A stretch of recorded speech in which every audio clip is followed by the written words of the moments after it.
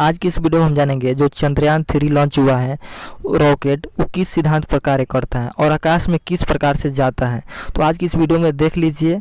अगर आप लोगों को इस वीडियो से कोई प्रॉब्लम है तो कमेंट में बताइए, 24 घंटे के अंदर डिलीट कर दिया जाएगा। अगर प्लीज़ चैनल पहली बार आए हैं तो चैनल को प्लीज़ सब्सक्राइब जरूर करिएगा। चलिए वीडियो देख लेते हैं। तो सैटेलाइट बनाना में ज्यादा टेक्नोलॉजी लगती है, लेकिन उससे भी ज्यादा टेक्नोलॉजी लगती है रॉकेट बनाने में, क्योंकि सैटेलाइट भारत ने 1975 में ही आर्यभट्ट बना लिया था, लेकिन खुद छोड़ नहीं पाए थे तो रूस को कहते तो उसने अपने रॉकेट से छोड़ा था। तो हमारे पास PSLV बहुत भरोसेमंद सैटेलाइट है। यह रॉकेट है, यह अब तक 50 सफल अभियानों को कर चुका है। बहुत बेहतरीन है। मंगलयान से लेके ये सब ने बहुत बड़े बड़े सफल कारनामे किए, लेकिन इसके जगह पे कॉस्ट बचाने के लिए इसमें स्मॉल सैटेलाइट लॉन्च व्हीकल हम लोगों ने नया बनाया था और ये बहुत बेहतरीन था। इसने काम भी बहुत अच्छा किया। इसके देखेंगे तो इसके 4 स्टेजेस हैं, मेनली 3 स्टेज है। सबसे बड़ा स्टेज जो है पहला स्टेज है। इसके बारे में पहले समझते हैं। इसकी लंबाई 34 मीटर है, व्यास जो इसकी मोटाई है वो 2 मीटर है, 120 टन खुद इसका भार है। तो अपना भार है। लेके कितना जाएगा तो 500 केजी के सैटेलाइट को लेके चला जाएगा। आजकल 500 केजी में बहुत बेहतरीन सैटेलाइट बन जाएंगे। 500 केजी के सैटेलाइट को 500 किलोमीटर की ऊंचाई तक ही इजीली लेके जा सकता है। सबसे बड़ी विशेषता इसकी 30 करोड़ रुपए है, महज 30 करोड़। जबकि भारत अपना सैटेलाइट जब यूरोप वालों को देता है ना, तो यूरोप वाले उस सैटेलाइट को छोड़ने का 500 करोड़ रुपया फीस लेते हैं। सोच रहा तुम्हें 500 करोड़ रुपया तुम फीस ले रहा है, हम लोग का 30 करोड़ का रॉकेट आ गया यहाँ पर। और ये महज 3 स्टेज का है और एक वेलोसिटी टर्मिनल मॉड्यूल है, यानी टोटल 4 स्टेज का है। सबसे बड़ा स्टेज जो है पहला स्टेज है। पहला स्टेज है सबसे बड़ा। तो ध्यान से समझते हैं इसके बारे में और डिटेल से। पहला स्टेज बहुत बड़ा है और पहले स्टेज जो है वो 94 सेकंड तक चला। उसके बाद पहला स्टेज जो है वो इसको खोल के गिरा दिया जाता है, सेपरेट कर दिया जाता है। जैसे खोल के गिराते हैं रॉकेट हो जाता है हल्का और बहुत तेज भागने लगता है। तो क्वेश्चन भी पूछता है कि जैसे जैसे रॉकेट अंतरिक्ष की ओर जाता है उसकी स्पीड क्या होती है, तो बढ़ते जाती है। रीजन 2 है। एक, ये अपने कुछ स्टेजेस को नीचे सेपरेट करके गिरा देता है जिसकी वजह से हल्का हो जाता है। दूसरा, जितना पृथ्वी से दूर जाइएगा पृथ्वी के खींचने की अर्थात गुरुत्वाकर्षण शक्ति कम हो जाती है। तो एक तो शक्ति कम हो गई, दूसरा भार कम हो गया, इस वजह से तेज भागता है। दूसरा स्टेज जो था वो 113 सेकंड तक चला था। तीसरा स्टेज जो था वो 106 सेकंड तक चला था। यहां तक में कोई प्रॉब्लम आई थी चौथे स्टेज में। अब यहां थोड़ा ध्यान से समझिएगा। ये तीनों स्टेज में ना सॉलिड ईंधन का प्रयोग किया जाता है। जैसे दीपावली के रॉकेट में जो ईंधन भरा जाता है ना, बारूद, सॉलिड होता है, वो एकदम ठोस होता है, बारूद भर दिया जाता है। वैसे इसमें सॉलिड फ्यूल का यूज किया था, यानी बारूद भरा गया था। इसमें एक बार आग पकड़ लिया ना तो आपके कंट्रोल में नहीं रहेगा, ना ही आप इसे स्टॉप कर सकते हैं। तो सॉलिड इंजन की एक खराबी, पावर तो तगड़ा देते हैं सब, लेकिन इन्हें आप कंट्रोल नहीं कर सकते। तो इसरो कितना दिमाग लगाया, जब सीधे ऊपर भेजना था तो लगा दिया तीनों में सॉलिड इंजन।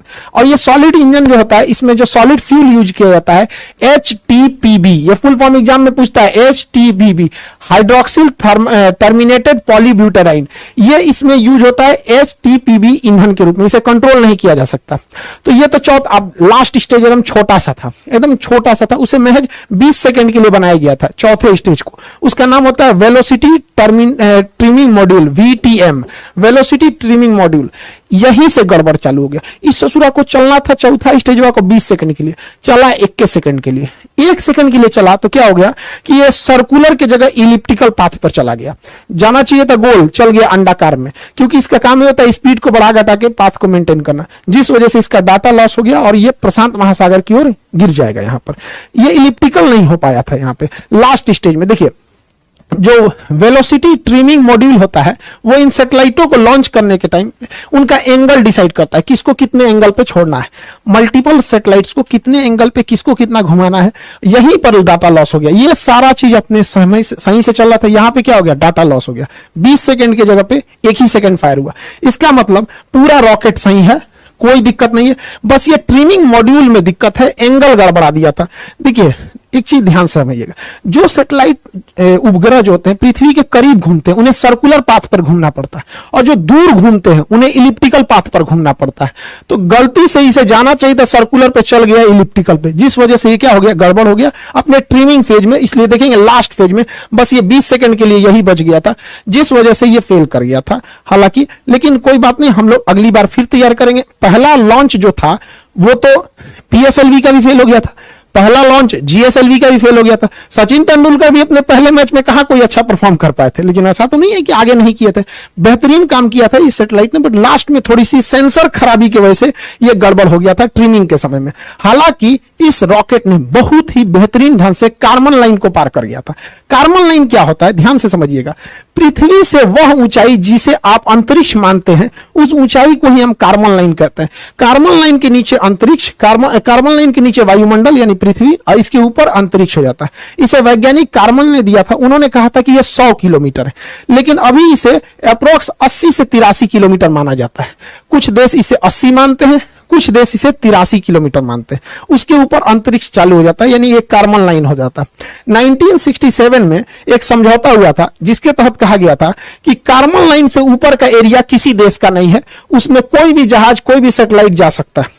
और कार्बन लाइन के नीचे का एरिया उसी का है जिसके जस्ट नीचे वह देश है। यानी भारत अपने 80 यानी 83 किलोमीटर की ऊंचाई तक अगर कोई भी मिसाइल जाएगा तो उसे अपने ऊपर खतरा मान के मार के गिरा देगा, कोई जहाज जाएगा तो उसे मार के गिरा देगा। समझ आ रहा है कि नहीं? तो हमारा एरो स्पेस कितना होता है अपने क्षेत्र से? 83 किलोमीटर। लेकिन समस्या यहां ये आती है कि कोई देश इसे 80 मानता है और कोई देश इसे 83 मानता है। जो 83 मानता है वो तो ऊपर ऊपर जाएगा। अब जैसे मान के चले भारत कहेगा कि हम 80 मानते हैं, अमेरिका कहेगा 83 मानते हो, तो जाएगा। अब भारत चल जाएगा किसी क्षेत्र में 80 में, कहेगा हम तो कार्बन लाइन के ऊपर हैं, तू कहेगा मार के गिरा देंगे, कहेगा एयरक्राफ्ट है ये। तो इसमें काफी असमंजस है। हालांकि इतनी ऊंचाई पे कोई जहाज जाते नहीं है सब यहाँ पे। तो कार्बन लाइन हमेशा याद रखिएगा, एग्जाम के पॉइंट ऑफ व्यू से इंपॉर्टेंट है। यह अंतरिक्ष वगैरह में जितने सैटेलाइट वगैरह रहते हैं कार्बन लाइन के ऊपर ही डाल दिए जाते हैं। इस तरह से जो सैटेलाइट घूमता है इसे कहते हैं पोलर सैटेलाइट।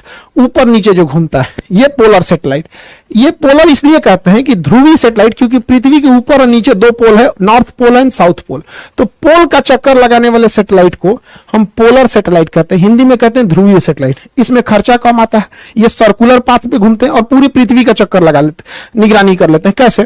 ये तो ससुरा सैटेलाइट वो ऊपर नीचे घूम रहा है, ठीक है, लेकिन पृथ्वी तो ऐसे ही से घूम रही है। पृथ्वी कैसे घूम रही है? इस तरह से। तो पृथ्वी जब ऐसे घूमेगी तो अलग अलग जगह का फोटो ले लेगा। जैसे अभी ये यहाँ का फोटो ले रहा है, पृथ्वी थोड़ा सा घूमेगी तो फिर थोड़ा और आगे का ले लेगा, पृथ्वी और घूमेगी तो थोड़ा और आगे का ले लेगा। इस तरह से आगे लेते लेते पृथ्वी के ये घूमने का डायरेक्शन, अभी इस सैटेलाइट का फोकस यहाँ पर है, अब इसे पृथ्वी घूमेगी तो थोड़ा और इधर होगा, ऐसे होगा।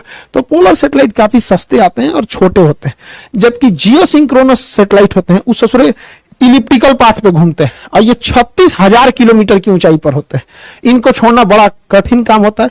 हम लोग इसको छोड़ने के लिए GSLV रॉकेट रखे हैं। तो हमारे पास हर तरह के रॉकेट है, ऐसा कोई बात नहीं है। देखिए हम लोग अभी जो बनाए हैं SSLV, small satellite launch vehicle, ये सस्ते रॉकेटों को छोड़ देगा।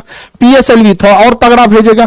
GSLV बाप है ससुरा सैटेलाइट सबका, उठा लेता है 2,000 किलो का सैटेलाइट उठा लेता है, 3,000 किलो का सैटेलाइट उठा लेता है। और GSLV Mark 3 दादा है ससुराई, 5,000 किलोग्राम का सैटेलाइट लेके अंतरिक्ष में उड़ जाता है। तो ये बहुत खतरनाक है। तो हमारे पास हर तरह के सैटेलाइट है, हर तरह के जरूरत के हिसाब से हम लोगों ने इसे बना के रखा है। लेकिन सबसे ज्यादा अगर कोई काम आने वाला है तो SSLV का काम आने वाला है, जो अभी हल्का सा फेल हुआ है, मतलब वो 98% सफल है। उसका एक सेंसर गड़बड़ हो गया था। SSLV की हम इतनी चर्चा क्यों कर रहे हैं, समझिए ध्यान से। एक ससुरा ये 72 घंटा में रेडी हो जाता है, मतलब ये पार्ट बाय पार्ट बन के बना रहता है। इसे कसने के लिए केवल 72 घंटा चाहिए, 3 दिन में ये रेडी हो जाता है। और इसे केवल 6 आदमी मिलकर रेडी कर सकते हैं और हर हफ्ते इसे लॉन्च किया जा सकता है। हर हफ्ते फटाफट 3 दिन में लॉन्च होगा और समय देख के मौसम ठीक है कि नहीं, सब कुछ ठीक है, लॉन्च कर देंगे। फिर हर हफ्ते इसे लॉन्च किया जा सकता है। महज 30 करोड़ में आता है, 30 करोड़ में।